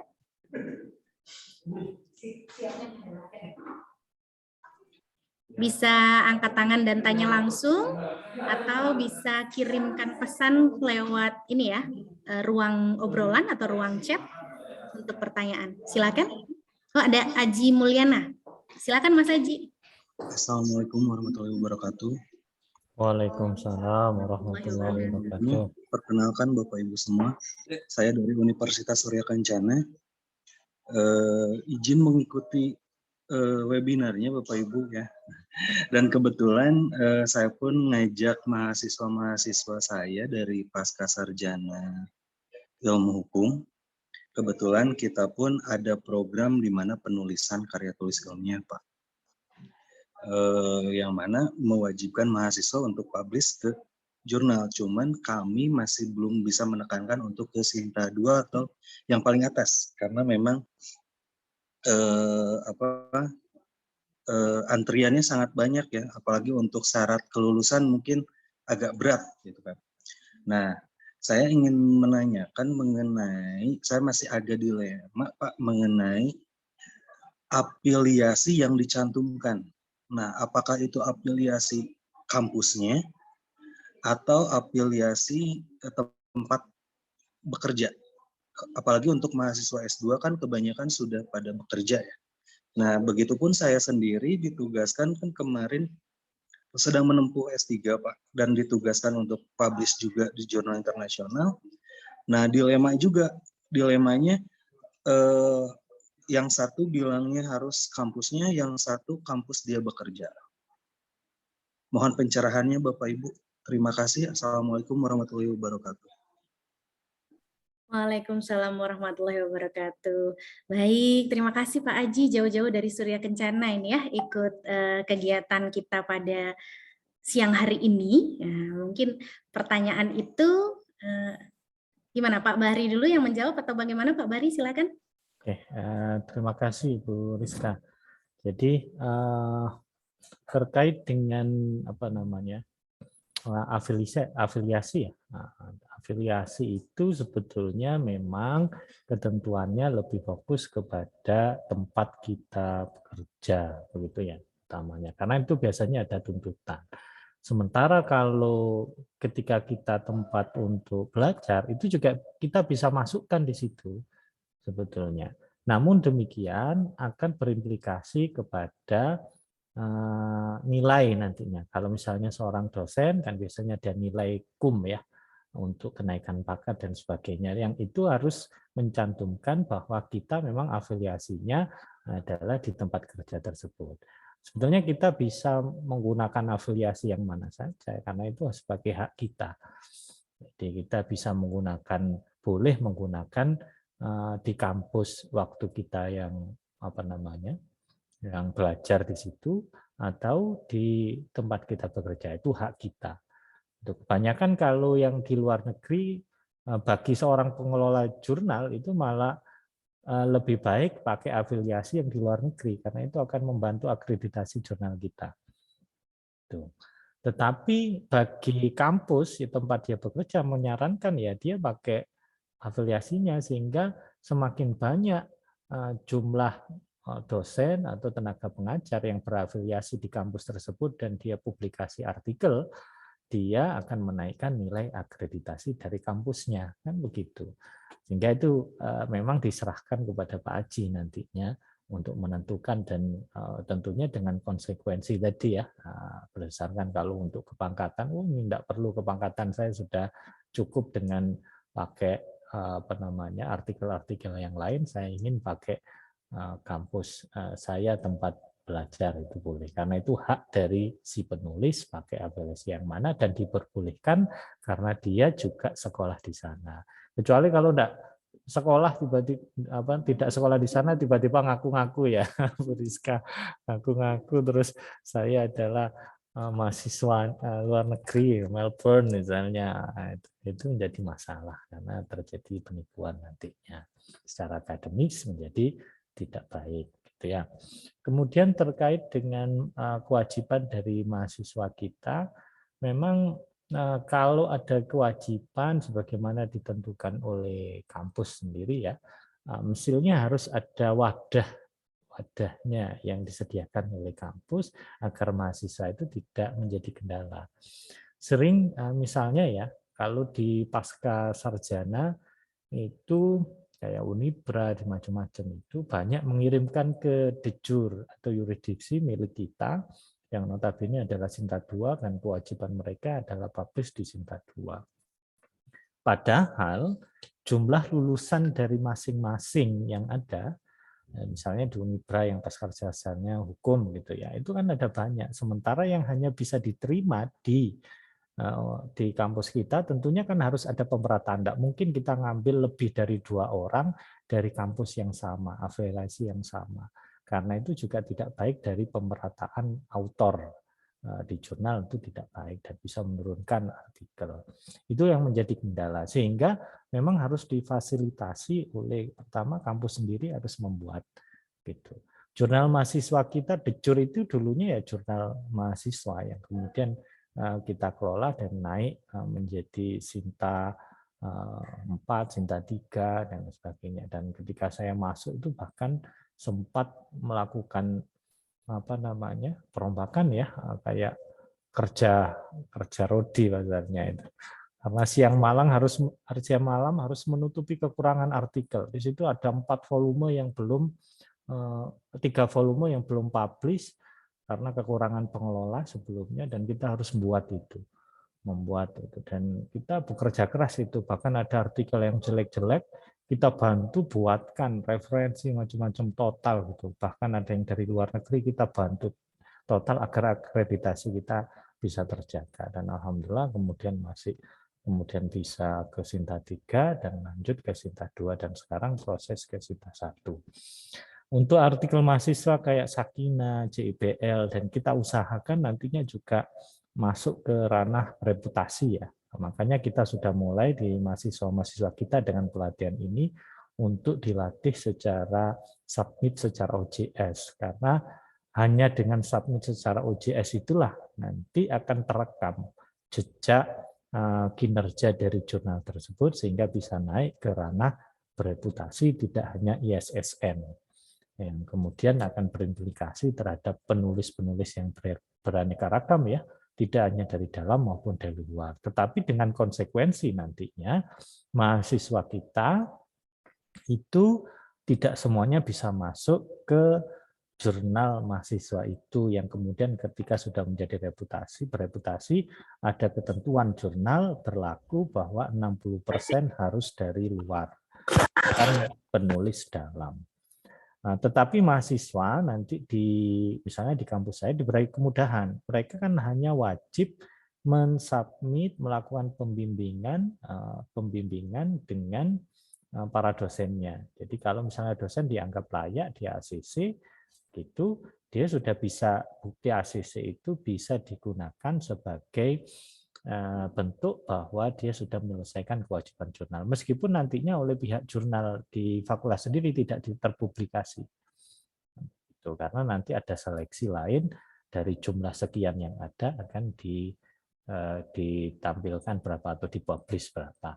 Tetapi karena dengan volume jurnal itu yang 4 kali dalam setahun, itu kemungkinan mahasiswa dalam jumlah yang besar akan bisa terakomodir untuk bisa dipublishkan. Jadi memang kebutuhan dari mahasiswa harus kita kita perhatikan ya. Jadi kita berikan sebagai fasilitasi dengan adanya jurnal-jurnal yang ada di fakultas. Itu yang menjadi program dari kita pengelola jurnal yang ada di fakultas, sehingga kemudian muncullah jurnal-jurnal yang banyak gitu. Ada jurnal mahasiswa khusus sendiri yang kemudian memprioritaskan mahasiswa kita, dan ada jurnal yang sifatnya umum yang sudah bereputasi, sehingga penulisan luar baik dari dalam Indonesia maupun luar negeri juga bisa masuk, sekaligus memberikan kontribusi kepada kampus kita ya, utamanya fakultas kita, karena semakin banyak jurnal yang bereputasi yang ada di kampus tersebut, berarti nilainya akreditasinya semakin tinggi. Dan alhamdulillah Fakultas Syariah ini menjadi pelopor, karena di awal dia adalah satu-satunya yang satu fakultas punya 2 jurnal dan dua-duanya bereputasi Sinta 2, dan dua-duanya jalan ke Sinta 1. Nah, ini menjadi apresiasi yang besar bagi pihak kampus kita itu, karena di Fakultas Syariah ini kerjanya tim dari jurnal itu luar biasa. Jadi dikelola dengan baik itu. Kalau yang di lain kebanyakan sempat mundur. Kalau di Surabaya banyak beberapa terbitan juga tidak bisa terbit karena memang kendala pengelola. Kita tahu bahwa pengelola itu kerjanya itu kan lillahi ta'ala gitu. Kerjanya siang malam mengelola artikel orang, membaca artikel orang, tapi jarang beberapa itu untuk menulis ya jurnalnya sendiri, tetapi ya dengan jeripayahnya kemudian kita juga belajar. Saya juga belajarnya melalui pengelola jurnal. Dulunya ketika masuk ke UIN Malang, dosen tetap di sini, ASN di sini, belum tahu terkait dengan jurnal, tetapi saya memutuskan ingin masuk dunia jurnal meskipun memang buat pemahaman bagi orang-orang umum bahwa orang yang masuk jurnal itu orang gila karena dia harus ngurusi artikel orang lain, tidak pernah ngurusi dirinya sendiri, artikelnya sendiri. Siang malam ngurusi cari reviewer sana kemari, gitu ya. Tetapi justru dengan begitu keilmuan kita itu bertambah. Nah, jadi tim itu sudah tidak kesulitan lagi misalnya mau nulis di mana.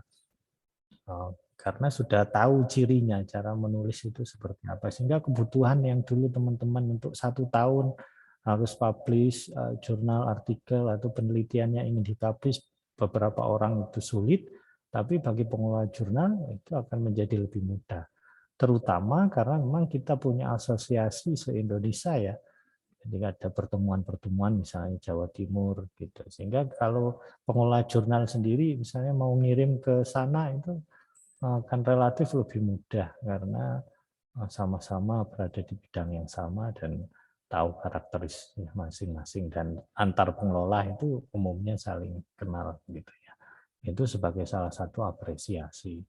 Dan saya secara keilmuan memang lebih banyak terbantu dari jurnal karena saya walaupun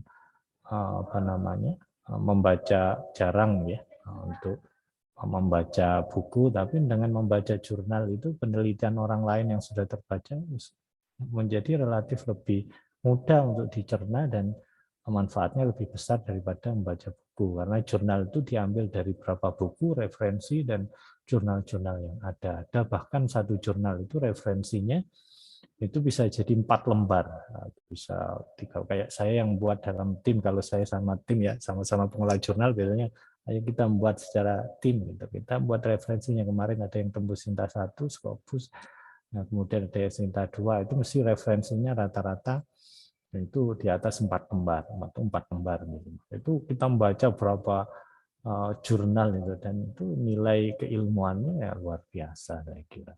Itulah enaknya ternyata membaca dari jurnal itu relatif lebih memberikan kontribusi keilmuan lebih besar daripada membaca buku-buku. Begitu menurut saya. Untuk selanjutnya silakan kalau masih ada pertanyaan lebih lanjut. Baik, terima kasih Pak Bahri. Luar biasa itu tadi ya, penyampaian informasi sekaligus pengalaman pribadi dari Pak Bahri sebagai seorang pengelola jurnal. Sedikit banyak menyindir saya tuh, mengoreksi naskah artikel, tapi artikelnya sendiri nggak naik-naik.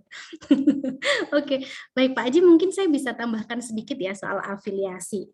Barangkali tadi Pak Bahri sudah menyampaikan bahwa menjadi hak Pak Haji untuk memilih, misalnya menjadi hak mahasiswa gitu ya, memilih mau mencantumkan afiliasi dari lembaga yang sekarang sedang menaunginya sebagai seorang mahasiswa atau lembaga yang menaunginya sebagai seorang profesional begitu.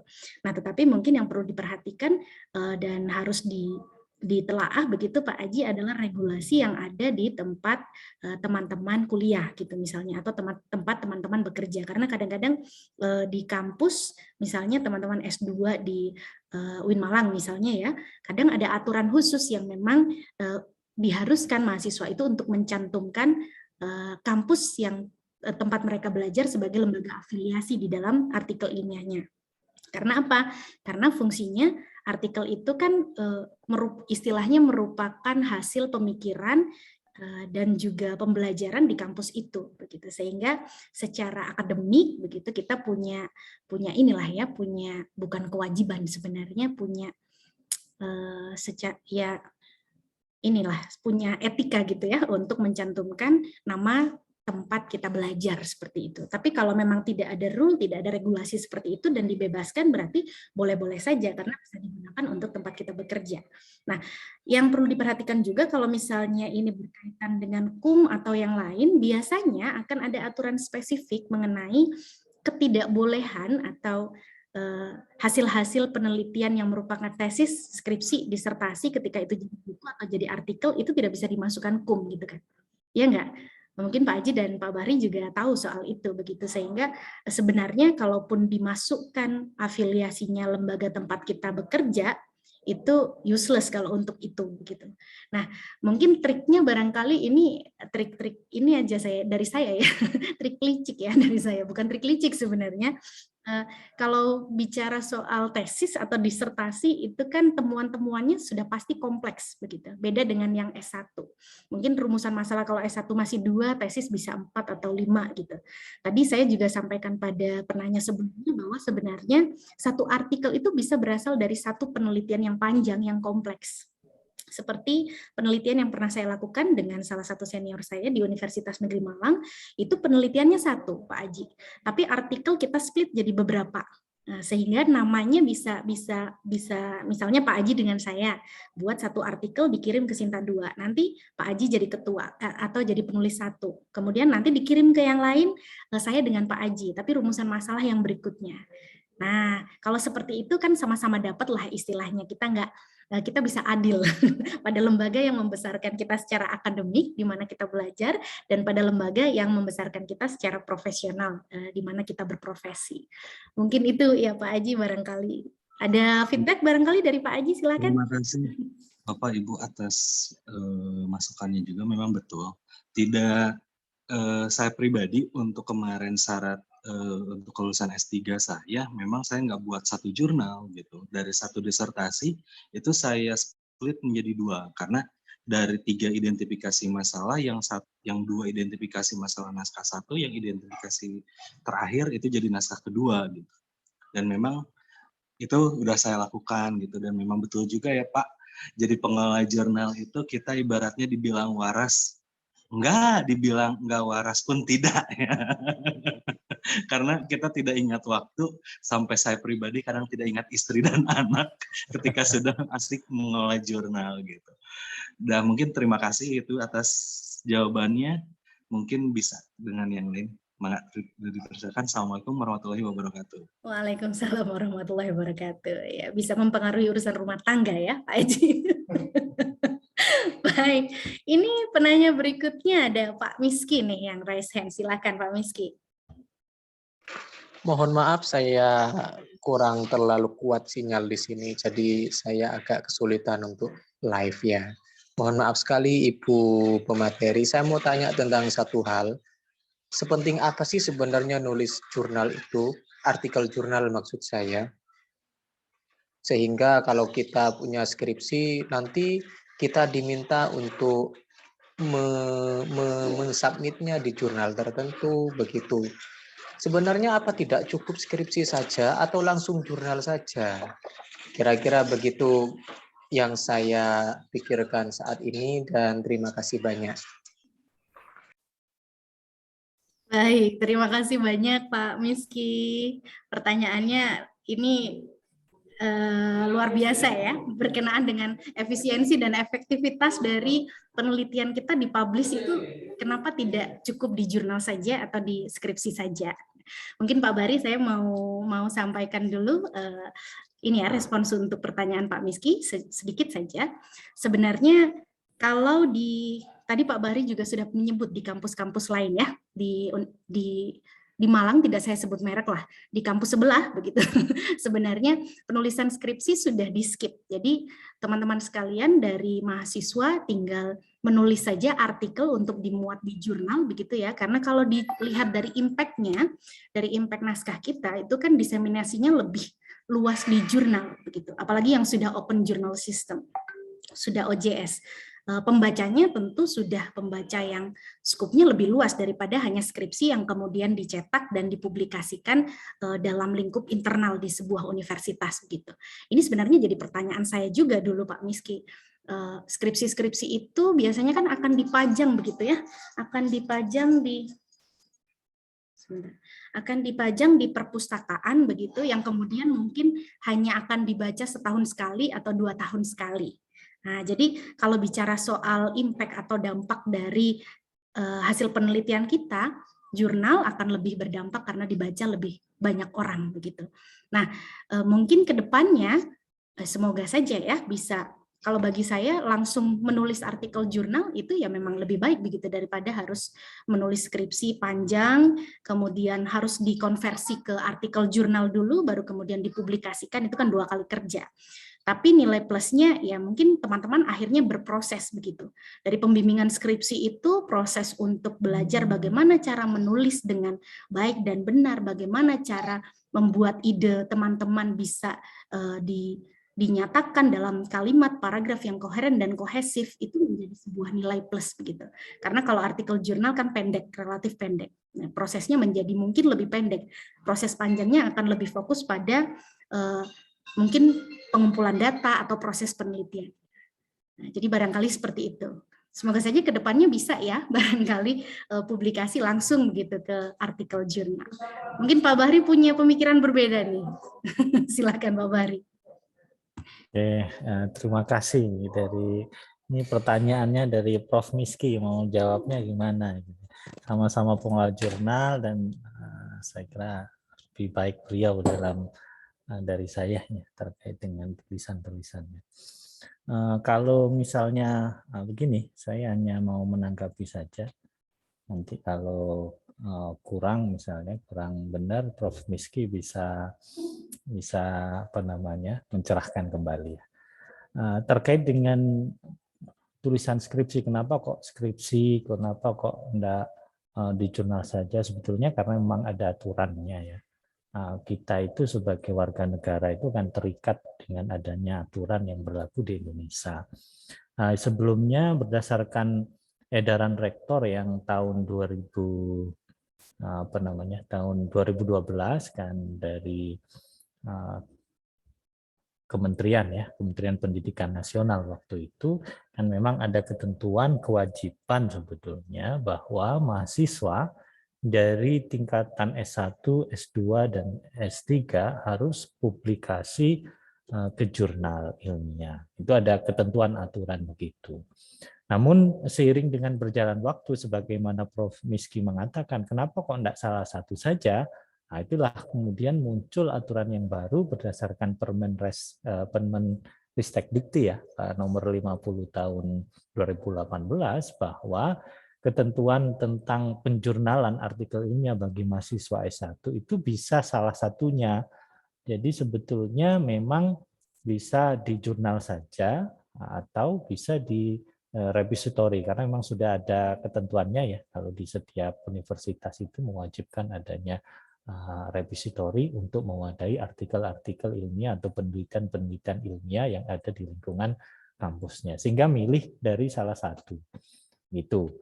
Jadi itu karena ada aturan-aturan itu yang memang harus dipenuhi, dan perguruan tinggi tidak bisa menyalahi dari aturan yang sudah diaturkan kepada mereka, kecuali ada aturan yang baru untuk lebih lanjut lagi, misalnya enggak perlu pakai skripsi, itu harus pakai jurnal saja. Tapi aturan yang ada berdasarkan ketentuan yang berlaku, jadi pendidikan nasional sebelumnya yang masih belum dirubah, itu tetap harus ada tugas akhir berupa skripsi untuk S1, tesis S2, dan S3 itu disertasi gitu.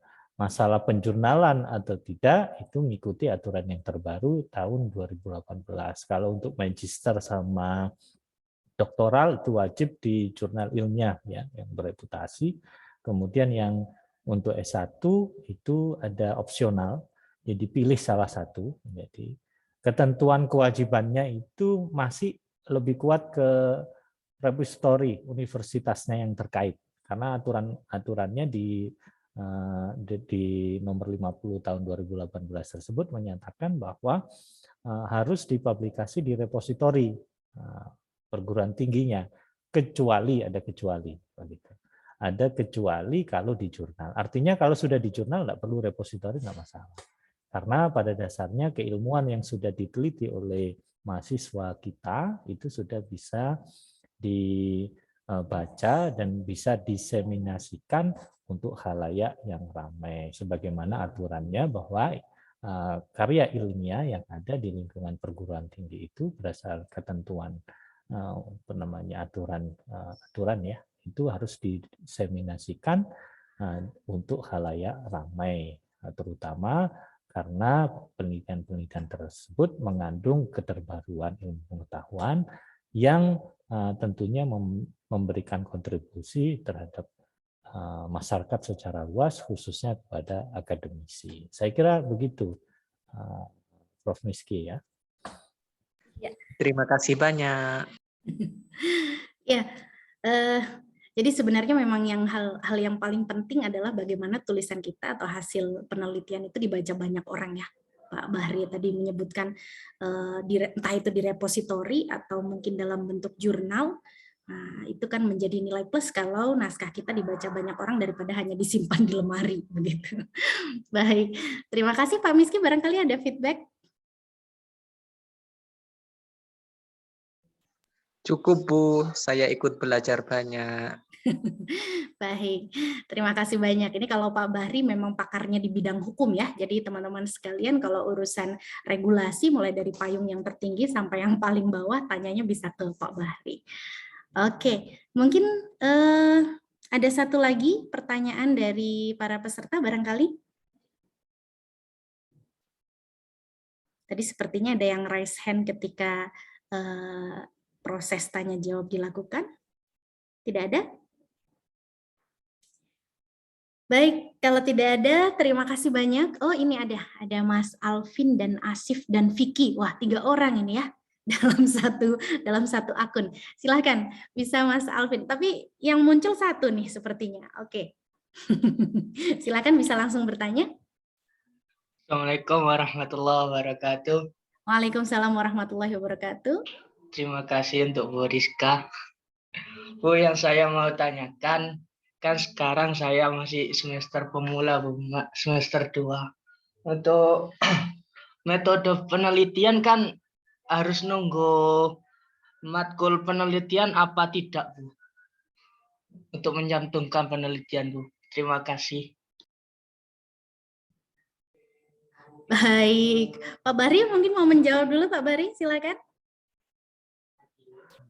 Monggo Bu Rizka barangkali. Oke, saya saja. Baik, teman-teman sekalian, sebenarnya kalau untuk mengirimkan naskah artikel ke jurnal, teman-teman sudah menempuh mata kuliah metodologi penelitian, misalnya kemudian mata kuliah metodologi penelitian yang spesifik di bidang keprodian, begitu, itu akan lebih bagus karena akan lebih matang, ya. Tapi bukan berarti teman-teman yang masih semester 1, masih semester 2, bahkan SMA misalnya, tidak diperkenankan untuk menulis artikel ilmiah dan mengirimkan ke jurnal. Boleh, silakan begitu. Maka mungkin belajarnya bisa otodidak, atau mungkin bisa belajar dengan kakak tingkat, baca buku, dan seterusnya. Dan yang paling penting teman-teman mungkin bisa membaca referensi, karena teman-teman mau menulis artikel dari jurnal, maka referensinya berarti adalah artikel dari jurnal. Tadi sudah disampaikan oleh Pak Bahri bahwa untuk menulis artikel jurnal itu di Fakultas Syariah saja 60% referensinya harus berasal dari artikel jurnal juga, begitu. Mungkin di jurnal yang lain bisa lebih dari itu, 80% misalnya. Ya. Nah, jadi ketika Mas Alvin sudah banyak membaca referensi dari jurnal, di situ Mas Alvin akan bisa menemukan informasi mengenai metodologi penelitian yang digunakan oleh para peneliti dengan topik-topik yang serupa, barangkali dengan topik yang Mas Alvin pilih. Seperti itu. Jadi tidak ada aturan mengenai semester berapa sih saya bisa mengirim atau menulis artikel jurnal. Karena pengelola jurnal tidak akan mengidentifikasi ini, misalnya Mas Alvin, ini Alvin dari UIN Maulana Malik Ibrahim nih semester berapa nih misalnya. Tidak akan ada proses cross check seperti itu. Yang ditelaah, yang direview dan yang diedit adalah naskah jurnalnya. Gitu. Jadi metadata yang berisi informasi mengenai Mas Alvin, lembaga afiliasi, email, dan seterusnya itu tidak akan menjadi bahan untuk dipertimbangkan. Naskah Mas Alvin tidak akan menjadi bahan pertimbangan untuk diloloskan atau dimuat di dalam jurnal tertentu. Jadi sebenarnya seperti itu. Bisa-bisa saja, misalnya mau menantang diri deh, saya masih semester 2 tapi saya mau menantang diri untuk kirim naskah ke jurnal ilmiah. Boleh saja begitu ya. Oke, mungkin Pak Bahri ada tambahan. Terkait dengan apa tadi, kalau masih semester 2 atau berapapun sebetulnya memang sudah disampaikan ya. Jadi boleh kalian itu melakukan penelitian, menulis jurnal itu di kapanpun, ya, tidak ada batasan, karena tentunya yang memang mengikuti medpen itu kan kewajiban di kampus, tetapi untuk pemahaman medpen itu kan tidak harus dari belajar yang di kelas ya, kita bisa baca, kita kan sudah diberikan kemampuan literasi untuk membaca dan memahami sesuatu. Jadi belajar itu tidak harus di di kelas ya, karena bisa jadi di luar kelas. Jadi bahkan kemampuan kita itu juga bisa terasa dan menjadi lebih tajam nantinya ketika kita melatih diri dan melakukan praktek secara berkelanjutan. Itu sama juga ketika saya dulu belajar bahasa Inggris ya, tidak harus di kelas juga. Jadi sarjana saya syariah, tapi dulu pernah jadi guru ngajar materi UNAS juga bahasa Inggris selama 7 tahun di sekolah akselerasi, sekolah akselerasi di Surabaya. Jadi artinya ketika kita itu melatih diri kemudian mempraktikkan ilmu itu kan bisa berkembang. Jadi walaupun semester 2 ingin menulis jurnal itu luar biasa gitu ya. Jadi ada semangat untuk mengembangkan ilmu pengetahuan untuk dirinya sendiri dan memberikan kontribusi kepada yang lain. Dan saya kira misalnya sudah terbit di jurnal yang bereputasi, misalnya Sinta berapa gitu ya, itu bisa diajukan ke pihak jurnal nantinya ketika sudah di semester akhir bahwa pernah menerbitkan di jurnal tertentu, sehingga tidak ada tanggungan kewajiban jurnal yang terkendala, dan itu bisa dijadikan salah satu bukti telah menyelesaikan kewajiban jurnal. Kan bukti jurnal itu kan yang di fakultas kita itu kan ditujukan agar mahasiswa kita itu terbiasa untuk menulis artikel di jurnal dan penelitiannya itu bisa dinikmati lah ya, memberikan kontribusi kepada masyarakat atau akademisi secara luas. Jadi itu bisa menjadi tambahan sendiri, apalagi kalau sudah masuk ke Sinta 2, itu kan bisa bebannya menjadi lebih ringan karena nggak usah ujian skripsi lagi nantinya. Itu kan sudah dinyatakan oleh dekan kita kan waktu di forum rapat. Saya kira itu tambahan dari saya, Bu Rizka. Baik, terima kasih Pak Bahri. Begitu ya Mas Alvin? Mungkin ada feedback dari Mas Alvin? Tidak, Bu, sangat puas. Terima kasih. Iya. Mohon maaf, Bu. Tidak apa-apa, walaupun kita tidak dalam rangka memuaskan Mas Alvin nih, ternyata Mas Alvin bisa sangat puas ya. Baik, selanjutnya tadi ada Mas Alsen Saloka sepertinya ya, yang raise hand. Mas Alsen, silakan. Mas Alsen Saloka. Terima kasih, Bu Rizka. Sebelumnya mohon izin bergabung. Saya dari Universitas Surya Kencana yang kebetulan mahasiswanya Pak Aji. Ya, mungkin baru-baru ini juga saya baru semester 1 di Pasca Sarjana, baru mulai belajar menulis artikel. Yang saya mau tanyakan tentang kredibilitas suatu artikel. Gimana cara mengeceknya ketika kita ingin menarik itu sebagai referensi di artikel kita? Karena selama ini saya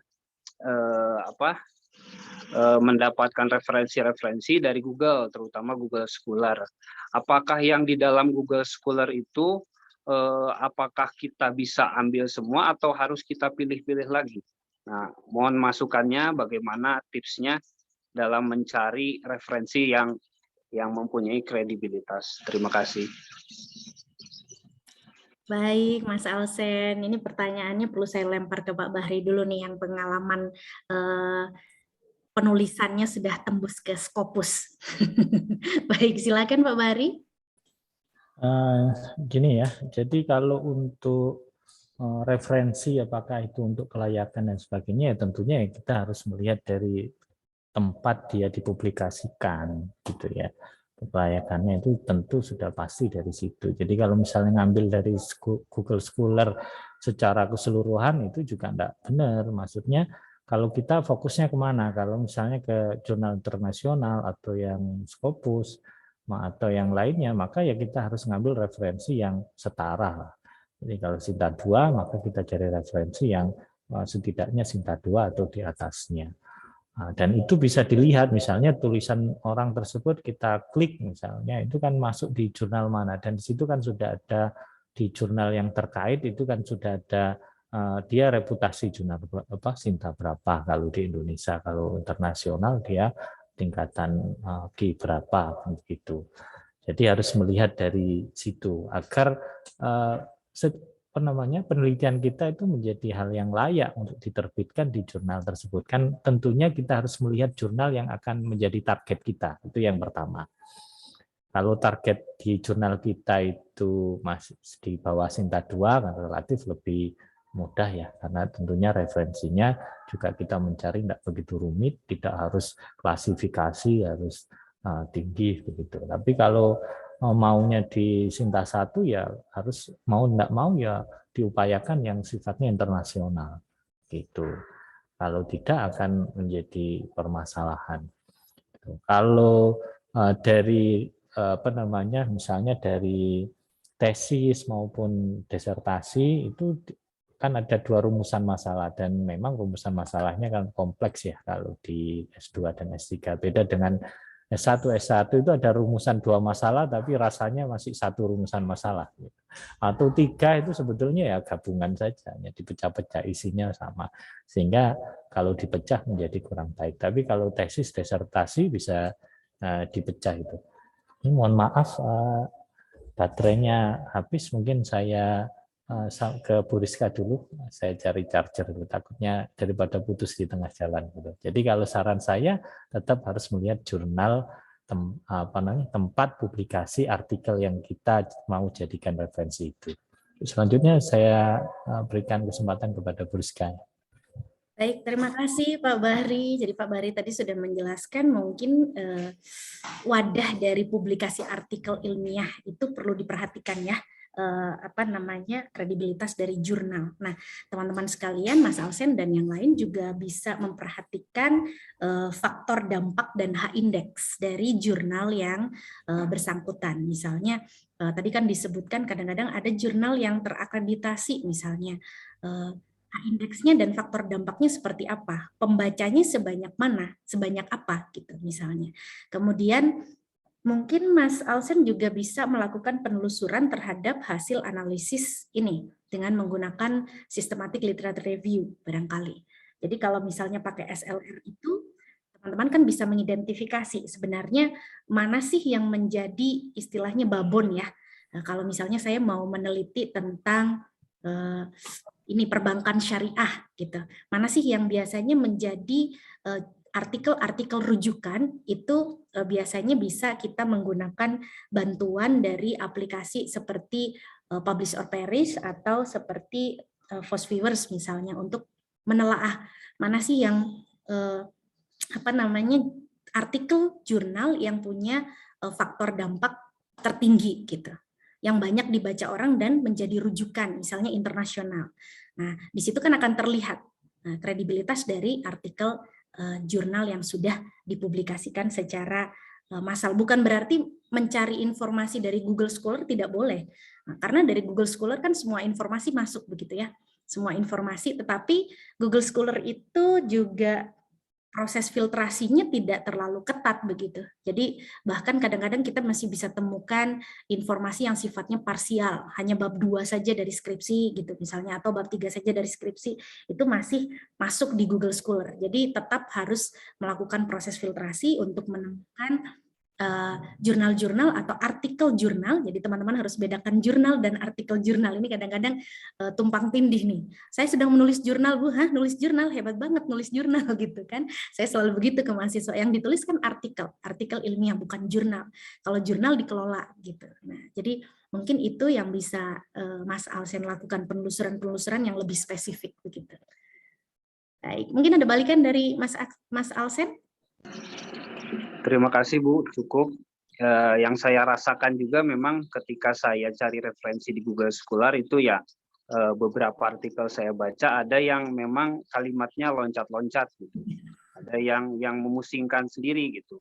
Ya mungkin itu alasannya tadi yang sudah dijelaskan sama Pak Syabul Bahri. Mungkin itu salah satunya. Terima kasih. Ya, baik. Sama-sama Mas Alsen, semoga bermanfaat ya diskusi kita hari ini untuk teman-teman yang hadir dan teman-teman yang sudah berpartisipasi dalam aktivitas tanya jawab tadi di sesi terakhir dari kegiatan ini. Karena waktu sudah menunjukkan pukul 3:03, Bapak Ibu sekalian, teman-teman sekalian, ini luar biasa sekali. Teman-teman sampai di sesi akhir, bahkan mungkin kalau saya buka sesi tanya jawab lagi nih ada yang tanya lagi nih, jangan-jangan. Tapi karena memang kita harus ini ya, menghargai waktu yang sudah ditentukan, jadi kegiatan ini memang dimulai pukul 1 hingga pukul 3, maka waktu jualah yang harus memisahkan kita. Semoga kita bisa bertemu lagi di lain waktu dalam kegiatan yang lain, mungkin berbicara tentang jurnal juga, masih tentang jurnal, karena teman-teman dari Fakultas Syariah ini dari unit jurnal masih akan menyelenggarakan kegiatan diskusi semacam ini secara progresif setiap bulan dengan topik yang berbeda-beda. Untuk bulan ini kita masih bahas tentang seperti apa sih cara menulis jurnal, menulis artikel jurnal, saya jadi salah sendiri. Menulis artikel, kemudian seperti apa karakteristiknya dan bagaimana cara submit. Nanti bulan depan kita akan ada tema baru, nanti akan diinformasikan pada rekan-rekan sekalian. Semoga kita bisa bertemu lagi di lain kesempatan. Baik, untuk yang terakhir teman-teman kami mohon untuk bisa on cam agar kita bisa mendokumentasikan kegiatan kita pada siang hari ini. Silakan semuanya bisa on cam. Iya. Saya akan hitung 1 sampai 3 untuk mendokumentasikan para peserta dan juga pemateri di layar pertama. Silakan on cam dulu. Mas Alvin, Mbak Putri, Mbak Fauza, Mbak Nur Fitriana bisa on cam. Ya. Baik, saya hitung 1 sampai 3 ya. 1, 2, 3. Oke, sebentar. Saya perlu kirimkan datanya dulu. Kemudian layar kedua. 1, 2, 3. Oke. Sebentar ya, tahan dulu senyumnya. Berikutnya yang layar ketiga. Oke, 1, 2, 3. Baik, terima kasih banyak teman-teman sekalian karena sudah berpartisipasi dalam kegiatan ini. Ini luar biasa sekali karena pada hari ini tidak hanya teman-teman dari Fakultas Syariah saja yang turut bergabung, tapi juga ada teman-teman dari tadi Universitas Surya Kencana ya yang sangat aktif berdiskusi dengan kami. Terima kasih banyak, semoga bisa ketemu lagi. Dan juga ada teman-teman dari guru ya, guru madrasah sanawiyah dan juga beberapa fakultas lain dan kampus yang lain. Terima kasih banyak karena sudah berpartisipasi.